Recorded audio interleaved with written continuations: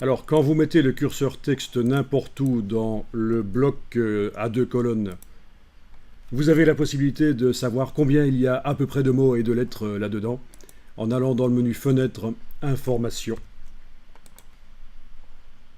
Voilà, ça calcule et vous avez 2364 caractères et 368 mots. Le nombre de lignes et de paragraphes n'a pas trop d'importance.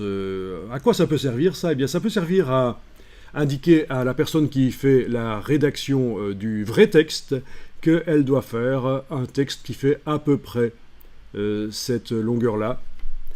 Et il suffira d'ouvrir son document, qui est peut-être un document Word, et de sélectionner tout son texte, le copier, et puis venir le coller ici à la place du texte latin. Vous collez le vrai texte, et ça devrait à peu près tomber juste comme ça. Un peu plus loin, on va voir qu'on peut externaliser le texte ici. Je pourrais l'enregistrer par fichier exporté, l'enregistrer dans un document de type RTF. C'est un format de traitement texte vraiment basique. Pas le plus basique, puisque le plus basique c'est le TXT, mais en tout cas c'est assez basique. C'est ce qu'on fera tout à l'heure. On va exporter, en fait, enregistrer dans un RTF, on va exporter le texte latin. Et le RTF, on peut aussi le donner au rédacteur et lui demander de remplacer le texte latin par le vrai texte. Et on fera, une fois qu'il a fait ça, on va importer son texte. Le RTF, on va l'importer en tant que fichier lié. En tant que fichier lié, donc dans la palette des liens, menu Fenêtre, Liens. Dans la palette des liens, on a jusqu'à présent dans ce document des images. Eh bien, il y aura également le fichier texte, le RTF, qui se trouvera sur le disque dur et qui contient le texte source.